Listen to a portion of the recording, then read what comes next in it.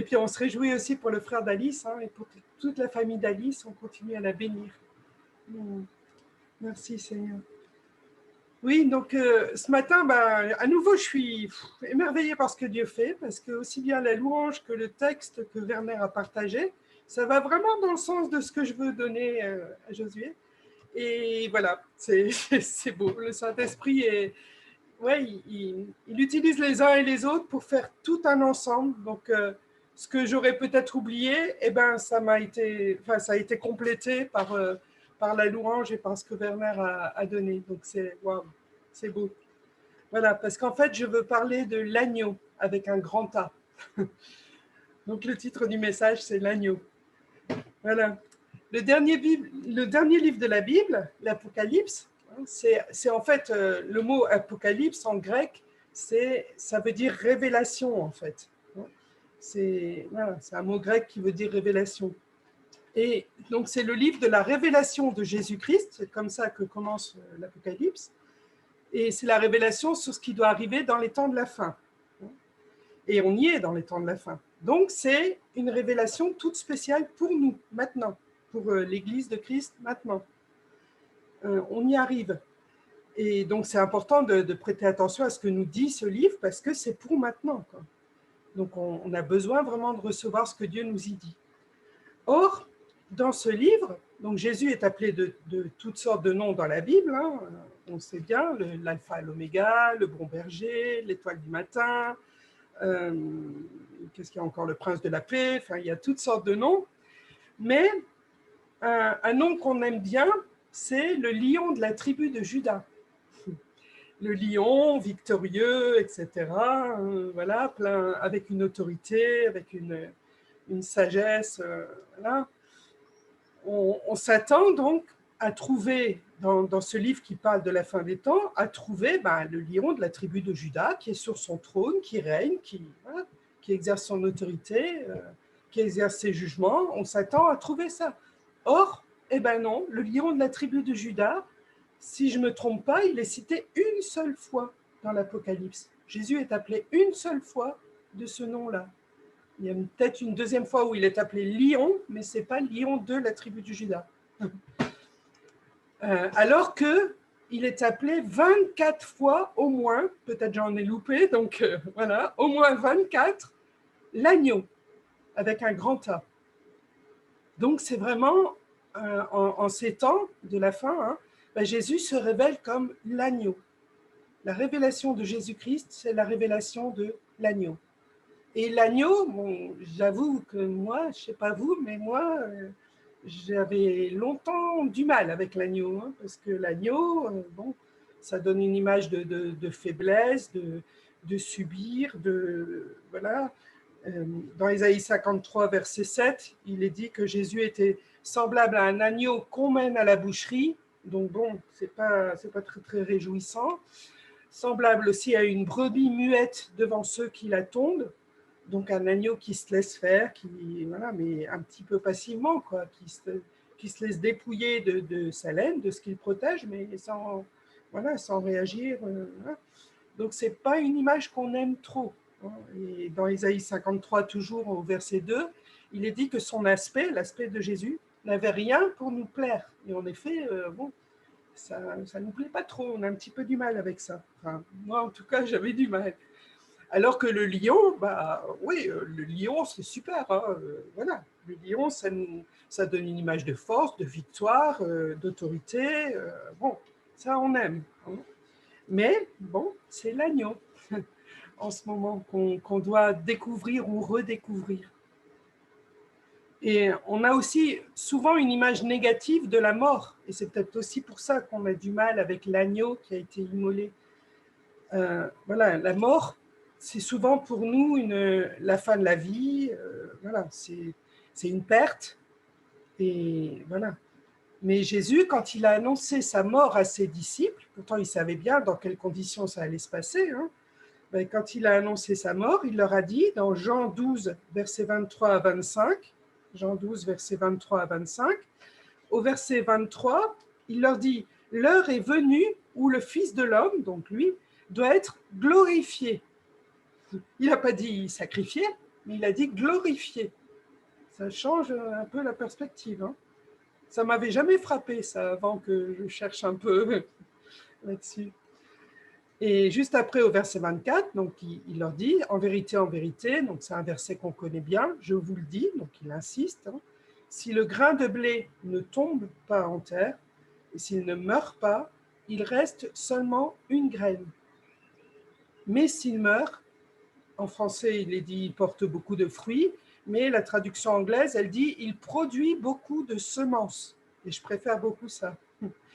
Donc, en fait, c'est une loi physique, mais c'est aussi une loi spirituelle, que la graine, la semence, doit mourir pour pouvoir être multipliée et donner la vie. La semence, c'est ce qui donne la vie à la plante. Et elle est là, dans ce cas-là, elle est aussi multipliée, puisque un grain donne beaucoup, produit beaucoup de semences. Voilà. Et puis on se rappelle hein, qu'il y a beaucoup de missionnaires qui ont dû, ou même qui ont souvent choisi, mourir. Ils ont choisi de donner leur vie pour que le message de l'Évangile soit reçu. Bien souvent, voilà, tant qu'ils n'avaient pas fait le sacrifice de leur vie, le message n'était pas reçu. Et ils ont dû faire le sacrifice de leur vie, ou ils l'ont choisi. Voilà. Et voilà, donc c'est quelque chose avec lequel on a du mal, mais c'est une loi spirituelle. Alors, pourquoi? En fait, Jésus, l'agneau, il n'a pas subi sa mort. Tout comme les missionnaires, ils n'ont pas subi leur mort non plus. Donc, ils ont accepté de mourir. Et Jésus, l'agneau, a accepté de donner sa vie afin de la reprendre. Il le dit très clairement dans Jean 10, au verset 17. Il a donné sa vie. Donc, il dit, Jésus, je donne ma vie. Je laisse tomber à terre ma vie, en anglais. Je donne ma vie pour la reprendre. Le but, ce n'est pas juste de donner sa vie, c'est de la reprendre, en fait, de ressusciter, pour pouvoir ensuite distribuer sa vie, qu'elle soit multipliée, qu'elle soit distribuée et multipliée. Au verset 18, il le dit encore plus clairement, « Personne ne me prend ma vie, mais je la donne de moi-même. » C'est une autre image de l'agneau. Hein. J'ai autorité pour donner ma vie et j'ai autorité pour la reprendre, pour ressusciter. C'est l'ordre que j'ai reçu de mon Père, ou le commandement que j'ai reçu de mon Père. Donc Jésus, il est le Fils de Dieu, l'une des personnes de la Trinité, mais il a décidé de devenir l'agneau. Donc il a décidé, il l'a fait, hein, il s'est dépouillé volontairement de tous les attributs de la divinité. Il a renoncé à sa puissance, à la gloire, il a renoncé à la capacité de se défendre lui-même, il a renoncé à appeler les anges à son secours, il a renoncé à toutes les possibilités de se sortir de sa situation, alors qu'il n'y avait pas de problème, il aurait très bien pu le faire. Mais il a renoncé à tout ça pour être un agneau, avec une majuscule. Un agneau dans toute sa fragilité, mais un agneau en fait qui a choisi d'offrir lui-même sa vie en sacrifice sur la croix. Et ça, c'est dit dans Philippiens 2, versets 6 à 8. Mais en fait, Jésus, il a choisi, mais il a été envoyé par le Père. Et le Père s'était totalement engagé envers le Fils. Ça, on le voit dans le psaume 110. Dans le psaume 110, donc c'est un psaume de David, hein, le roi David. Et David commence par parler de la royauté de Jésus. Et tout à coup, il a une révélation, parce qu'en fait, ce dont il va parler, ça n'existe pas du tout. Il a une révélation, il dit, l'Éternel l'a juré, ou l'Éternel en a fait le serment, et il ne s'en repentira pas, ou il ne changera pas d'avis. Tu es sacrificateur pour toujours, donc il parle de Jésus, à la manière ou selon l'ordre de Melchisédek. Donc c'est un nouveau type de sacrificateur. Donc sacrificateur, c'est celui qui offre l'offrande sur l'autel. Hein. Et là, Jésus, il s'est offert lui-même en offrande, en sacrifice sur l'autel. Donc c'est un nouveau sacrificateur, mais Jésus, en fait, c'est tout à fait quelque chose de complètement différent parce que Jésus, il était de la tribu de Juda, alors que les sacrificateurs étaient de la tribu de Lévi. Donc c'est pour ça que c'était quelque chose de complètement différent et c'était une révélation que David a reçue. Donc par ce serment, le Père s'est engagé à agréer le sacrifice de Jésus, de son fils Jésus, et à le faire ressusciter d'entre les morts, à le faire asseoir à sa droite dans le ciel. Ça, c'est au début du psaume 110. Hein, Jésus est assis à la droite de Dieu dans le ciel, parce que Dieu l'a fait asseoir à sa droite dans le ciel, et à lui redonner sa gloire et sa royauté qu'il avait laissée volontairement. Ça, c'est dit dans Philippiens, au chapitre 2, versets 9 à 11. Bon, on n'a pas trop le temps de lire tous les versets, mais bon, ceux qui veulent, notez les références et puis allez voir vous-même. Ça vaut le coup d'aller voir et de méditer pour aller beaucoup plus loin parce que voilà, je suis consciente que ça va un peu vite. Mais voilà, donc le Père s'était engagé. Et donc, c'est pour ça que le sacrifice de Jésus, voilà, Jésus s'est offert en sacrifice et ça a suffi qu'il y ait un seul sacrifice. Il n'y avait pas besoin qu'il soit renouvelé, comme les sacrifices de l'ancienne alliance. C'est le sacrifice de la nouvelle alliance qui a été fait une fois pour toutes. Ça, c'est expliqué en long, en large et en travers de plusieurs manières différentes dans l'épître aux Hébreux. Donc, ça a été fait, Jésus l'a fait une fois pour toutes, et il est allé ensuite avec son sang, donc il a apporté le sang sur l'autel, mais il ne l'a pas fait sur la terre. Il a été le faire dans les cieux, dans les lieux célestes. Donc il est entré dans le tabernacle céleste, le temple de Dieu qui est dans les cieux, et il a apporté son sang en sacrifice.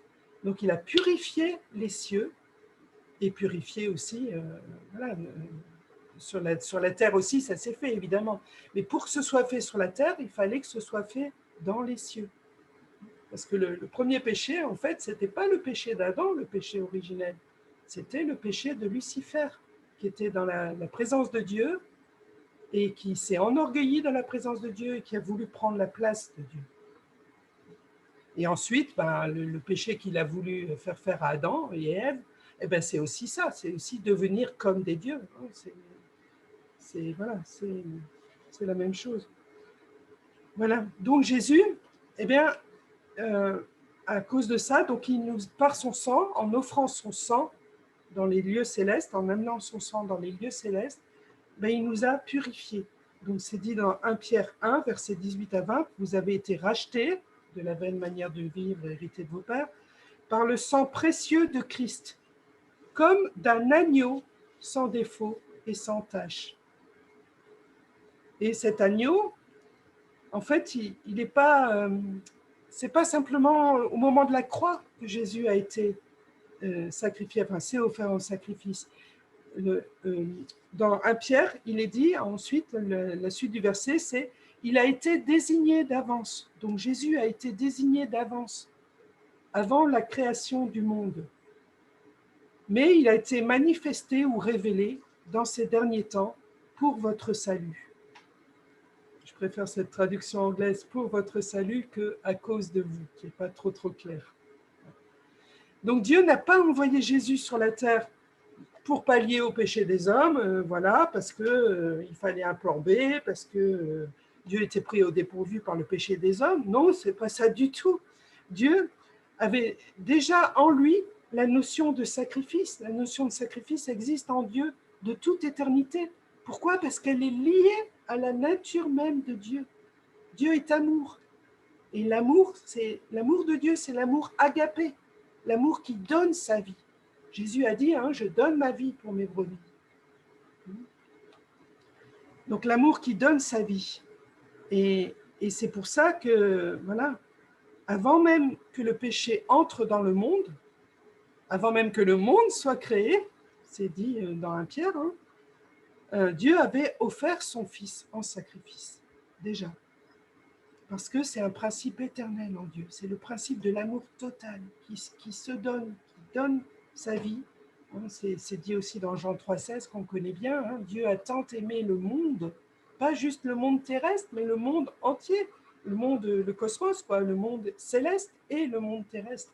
Dieu a tant aimé le monde qu'il a donné son Fils unique, afin que quiconque croit en lui ait la vie éternelle. Donc ça se rapporte au monde terrestre, mais c'est aussi pour que le monde entier, le monde céleste aussi, soit purifié, soit racheté. Donc ce principe éternel, ben, il a été accompli, il a été exercé dans les cieux, dans les lieux célestes, mais il a dû s'accomplir aussi sur la terre. Et c'est pour ça que Jésus s'est incarné. Et voilà, quand le péché est venu, ben, Jésus s'est incarné et il est mort sur la croix. Il a accompli ce qui avait déjà été accompli dans les cieux, il l'a accompli sur la terre. Ce qui avait déjà été décidé et prévu de toute éternité dans les cieux, il l'a accompli sur la terre. Et on retrouve l'agneau immolé devant le trône de Dieu. C'est pas le lion. Bon, il est dit voici le lion de la tribu de Juda, mais en fait c'est l'agneau immolé. L'agneau, bon en français il est mis égorgé, mais le mot correct en grec, hein, c'est immolé. C'est offert en sacrifice, en fait. Donc l'agneau immolé, ben, c'est lui qui est assis sur le trône à la droite de Dieu. Et c'est là, donc ça c'est dans Apocalypse 5, verset 6. Hein, enfin, tout ce passage autour du verset 6, hein, ça commence peut-être un petit peu avant. Donc l'agneau immolé, eh bien, il reçoit donc devant le trône de Dieu, hein, près du trône de Dieu, il reçoit la louange, l'honneur, la gloire, la puissance pour l'éternité, pour les siècles des siècles. Donc ça, c'est Apocalypse 5, verset 13. Donc c'est l'agneau qui reçoit tout ça, l'agneau qui est glorifié. Et c'est pour ça que Jésus en avait parlé comme ça quand il l'a annoncé à ses disciples. Alors, par la bouche de l'apôtre Paul, qu'est-ce que Dieu dit de nous? Eh bien, Dieu dit de nous, dans Romains 8, verset 29, que ceux qu'il a connus d'avance, donc nous, son Église, il les a aussi prédestinés à être semblables à l'image de son Fils. Ou en anglais, ça dit conforme à la ressemblance de son Fils, afin que son Fils, Jésus, soit le premier-né d'un grand nombre de frères. Donc Dieu nous appelle à être transformés de gloire en gloire pour devenir semblables à Jésus. C'est quelque chose qui nous dépasse complètement, mais c'est ça le but de Dieu. Qu'en fait, la semence de Jésus, le sacrifice de Jésus, ben, il soit quelque part multiplié. C'est-à-dire que nous aussi, on puisse s'offrir en sacrifice, nous aussi, on puisse être ces agneaux donc, qui acceptent de perdre leur vie pour la retrouver et pour la répandre. Voilà. Et donc, le moyen, comment devenir semblable à Jésus? Eh bien, c'est expliqué dans 2 Corinthiens 3, le verset 16 et le verset 18. Ça nous précise donc que cette transformation, ben, elle s'opère en nous lorsque nous contemplons le Seigneur Jésus. Donc, quand nous passons du temps dans sa présence, quand nous entrons dans l'intimité de sa présence, mais aussi que nous y demeurons. Pas juste y entrer, sortir et puis aller faire autre chose et revenir le lendemain ou même une semaine après, mais quand nous y demeurons. Et plus nous demeurons dans la présence de Jésus, ben plus nous nous laissons transformer de l'intérieur. C'est lui-même qui nous sanctifie tout entier. Et ça, c'est promis dans 1 Thessaloniciens, chapitre 5, verset 23. 1 Thessaloniciens 5, 23. Et la suite du verset dit que tout votre être, l'esprit, l'âme et le corps, soit gardé sans reproche à la venue de notre Seigneur Jésus-Christ. Celui qui vous a appelé est fidèle et c'est lui qui le fera. Ce n'est pas par nos propres forces, c'est lui qui le fait. Mais ça demande de notre part simplement de passer du temps avec Jésus, de décider, de désirer lui ressembler et de passer du temps dans sa présence. Et alors c'est comme s'il déteignait sur nous quelque part. Il nous a donné sa nature Et sa nature, ben, c'est l'amour, ça en fait partie. Donc c'est, voilà, quand Romains 12, verset 1 dit « je vous supplie, frères, d'offrir vos corps comme un sacrifice vivant », c'est pas quelque chose de triste, c'est quelque chose de joyeux. C'est simplement passer du temps avec Jésus, s'abandonner à lui et le laisser faire de nous ce qu'il veut faire de nous. Et c'est vrai que quelquefois, ça va nous coûter, il y a un prix à payer, c'est clair. Mais c'est quelque chose de joyeux parce que c'est glorieux en même temps. Et donc, c'est lui qui le fait. Et donc l'apôtre Jean, hein, c'était voilà, c'était sans doute l'apôtre qui était le plus proche de Jésus et qui a bien le mieux compris et qui lui a ressemblé le plus. Surtout que, bon, il a vécu longtemps, donc voilà, il a eu tout le temps d'être transformé. Et donc l'apôtre Jean dit dans 1 Jean 3,16, hein, la première épître de Jean, chapitre 3, verset 16, il dit « À ceci nous avons connu ce qu'est l'amour, c'est que Jésus-Christ a donné sa vie pour nous. Et nous aussi, nous devrions, en anglais, j'aime pas trop le devons, nous devrions, si on a bien compris ça, ben on devrait être amené à, entraîné à, donner notre vie pour nos frères. Et donc, je le répète, ce n'est pas par nos propres forces, mais c'est par la grâce de Dieu et par l'Esprit de Dieu qui nous a donné. Il a mis sa nature en nous. Et sa nature, c'est l'amour agapé, l'amour qui se donne. Donc, plus on le connaît, plus on passe du temps dans sa présence, plus on étudie sa parole, plus on se laisse imprégner par qui il est, et bien plus on commence à lui ressembler. Et donc, on commence à donner de plus en plus notre vie. Et on le fait avec joie, et on le fait, voilà, parce que c'est la nature que Dieu a mis en nous, c'est cette nouvelle nature.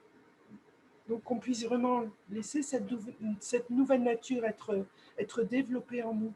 Et ça va porter du fruit. C'est pour ça qu'on pourra porter, voilà, qu'un grain, un seul grain, nous, eh ben, on pourra porter 30 fruits ou plus, 30, 60, 100, plus encore peut-être. Et ça, c'est Jésus qui le fait.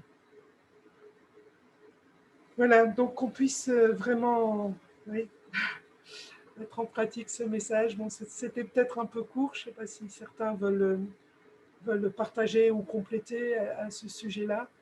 Mais voilà, en tout cas, ça m'a beaucoup parlé et je pense qu'on a vraiment besoin de creuser toutes ces choses, de chercher vraiment, mais qu'est-ce que ça veut dire être l'agneau? Et donc, voilà, comment Jésus était en fait. Pensez à tout ce qu'il a fait quand il était sur terre, hein, toutes les manières dont il a manifesté qu'il était l'agneau. Il n'y a pas seulement la mort sur la croix, il y a toute sa vie livrée avant, où il a manifesté qu'il était l'agneau. Et lui, il l'a fait de manière parfaite. Mais il veut nous rendre parfaits. C'est sa promesse. Et voilà, si on se laisse faire, eh bien, on se rapprochera de plus en plus de la perfection, même si on ne l'atteindra pas sur cette terre, mais on se rapprochera de plus en plus de la perfection et on sera ces vrais frères et sœurs de Jésus qui apportent la vie partout, qui donnent leur vie pour la transmettre. Voilà, donc qu'on puisse continuer à méditer ces choses et les mettre en pratique.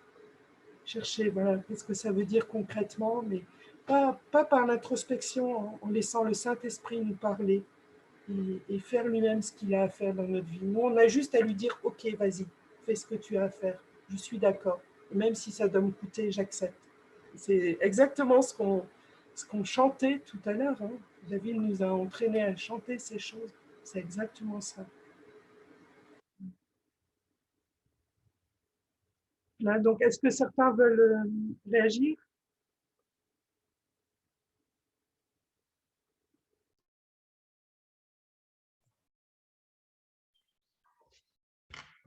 Merci Marie-Christine de nous avoir parlé de l'agneau. Et est-ce que nous pouvons pour nous-mêmes vraiment aussi dire dans nos cœurs, je veux ressembler à Jésus. Nous sommes dans la maison, nous sommes de la même famille et vraiment de nous positionner encore ce matin, je veux ressembler à Jésus. je veux aussi offrir mon corps comme un sacrifice vivant. Je veux être semblable à lui. Alors, parfois, on a besoin de temps aussi pour que on comprenne les implications que ça va avoir dans nos vies, mais il faut commencer aussi par dire des choses, par proclamer, par prendre des décisions. Et après, le Seigneur nous conduit et il nous donne aussi cette marche dans la victoire.